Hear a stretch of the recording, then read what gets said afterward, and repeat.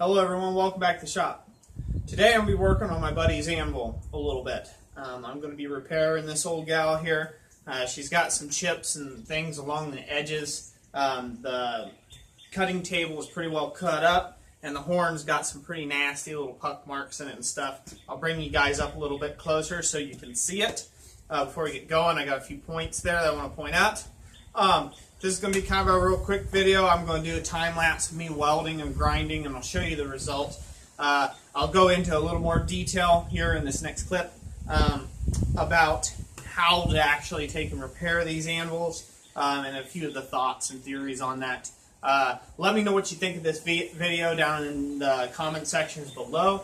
If you agree with my opinions or not on the on repairing old anvils. This isn't something that I do often, so I can't say that I am the most knowledgeable about it, but with the people that I've been associated with and the teachers and instructors I've learned from, they kind of all had a similar approach to repairing old anvils. So this is just information that I have gathered over the years. So hopefully it'll help you guys out. I thank you guys for watching and enjoy the video. Okie doke, everyone. I say okie doke a lot. I think I do that a lot in my videos. But anyways, okie doke. You guys can deal with it. Sorry. Feeling a little humorous today. So, as you can see right here on my buddy's anvil, there is quite a bit. You can see where somebody else has already kind of put some patch pieces and kind of was trying to try out some different filler rod and things to take and build up this edge. This is mostly original. The finish on this anvil is pretty much all the same. It's mostly original to it. So I don't think it's been repaired too much, if at all. But these are what we're mainly going to take and start addressing here, are these edges. One thing I want to point out is, so my theory on it here, and this is my theory and this is what I've kind of been taught, is that essentially you have your hardened top here, and this will vary from anvil to anvil, but this is a solid forged anvil.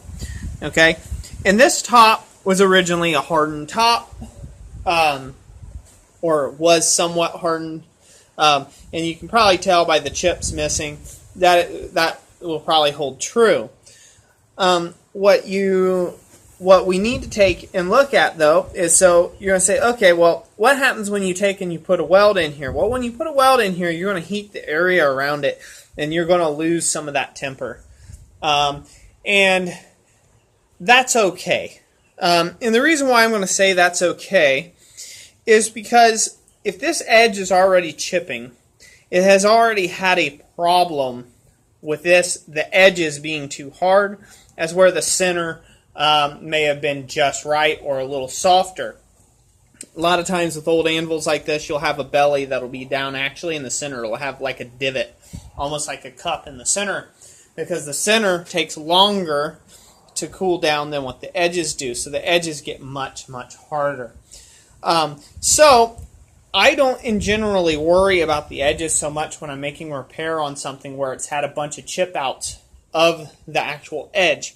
And the reason for that being is we're wanting to mitigate future chip outs, which makes this edge even nastier. Okay, so I pose to you that it is okay to do some gentle heating or preheating of this edge.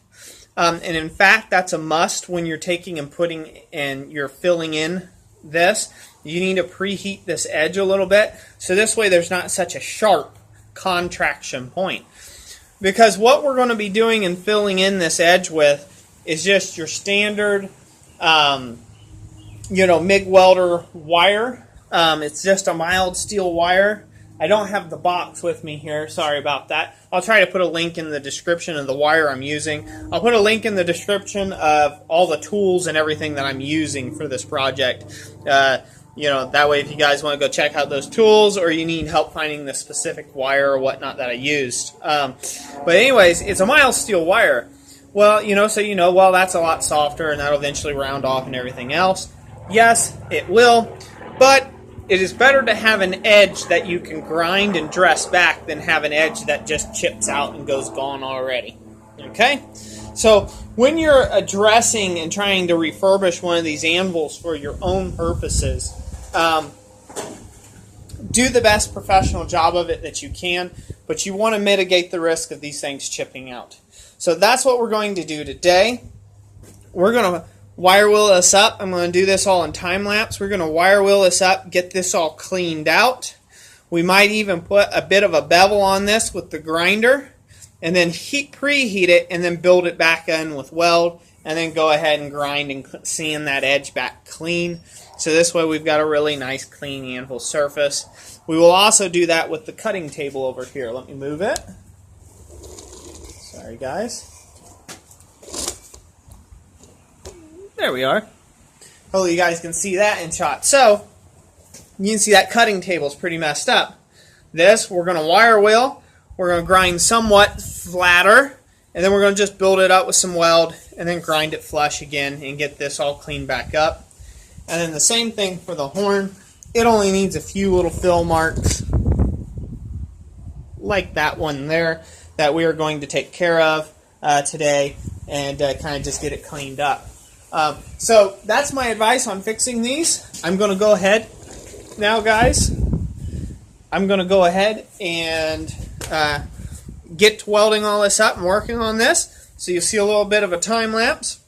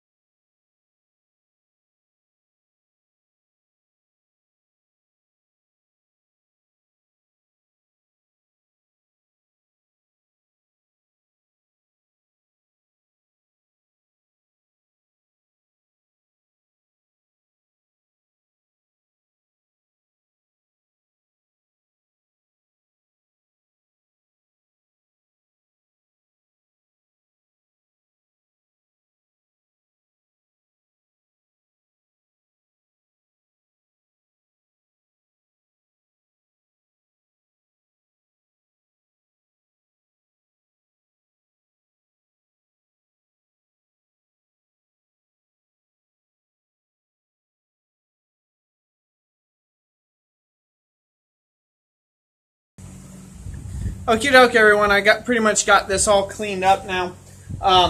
Just a couple other things to suggest before I go here into this next little slideshow, so you can see what I'm doing. Once you do your initial grind with your 4.5-inch angle grinder, you know, some 24 grit grinding wheels, take it down to a flat disc wheel, you know, 120 grit or a 60 grit or something like that. Then go ahead and come back with a sanding disc. This happens to be a 150 grit sanding disc, and it's a 7-incher. And it helps to take and actually have a sanding disc that you can actually go across the entire surface of the anvil to take and get it nice and clean. You don't want this to be a mere finish. You still want it to have a little bit of roughness in it or texture in it. Otherwise, what you'll find happen is your metal, when you hit it, it'll want to slide or kick one way or the other. So just having a little bit of texture in the anvil surface is not a bad thing. Obviously, if you're trying to get into that refined of work, you're most likely going to be sanding it anyhow, or grinding something down, or filing, or whatever. So just keep all that stuff in mind. Just to explain a few things, I did take and heat this, but I want to give you a quick tip on that. When you preheat these anvils before you weld, all you have to do is heat them up enough that when water hits it, it kind of fries on it, kind of like, you know, it wants to boil off. Water wants to boil off of it. And then you know that it's good and preheated enough that you can go ahead and fill in your stuff with welds.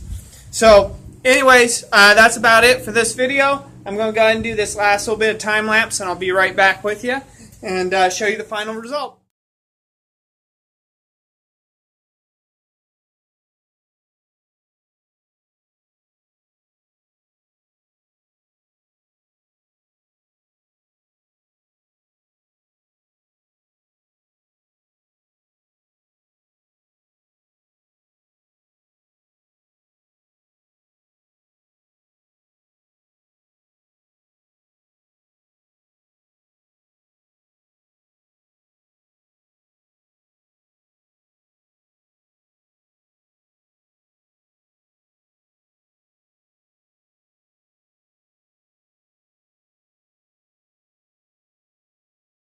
Okie doke, ladies and gents. Here's the final product. Came out pretty good. You know, you just got to take your time with it. As you can see, there's some other little areas here from the older Anvil plate that kind of had some little pluck marks and stuff in that. I'm not going into having to clean all that up. It's okay if an Anvil has a little bit of texture. So, like I said, I'm not going to go into cleaning all those up. If you want it completely smooth and flat, you have to grind a little. That'll highlight all your deep areas. You can put in a couple little plug welds and then grind a little more, and that'll highlight some more deep areas and so on and so forth until you get it done. Things that could be done is this around the hardy hole could be fixed a little bit better, although this is a very difficult thing to do. You know, you gotta get one of those power files or something in there to take and get that squared back out right. Because the welding bead has a tendency to chase over into the hole, obviously. But, yeah, guys, I mean, as you can see, it came out pretty well. I'll just take a real quick second about, as you can see, I don't have any real big radiuses on this anvil or anything else. Two reasons for that. One, my buddy, I don't know what he wants as far as that, and he can do that at a later date. Whatever radiuses will work for him. But two, I don't believe in radiusing the edges of your anvils more than about a 1/16 to an 1/8 of an inch. That's about my range as radiused as I get, just enough to take the sharpness off the corner. But I like my anvils to have really nice sharp edges. And I'll go over that in a successive video. And if you're watching in the future, it'll be up in that little icons. You'll see all these little screens popping up here. Pretty much, there'll be a link to go to that video, and I'll go over that more in depth. Why I don't take and radius my anvil edges. But anyways, hope you guys enjoyed the video. Let me know what you think in the comments section. If you got any questions, let me know. And I try to get back to everybody the best I can. But anyways, guys, thanks for watching. God bless you all. You guys have a great day.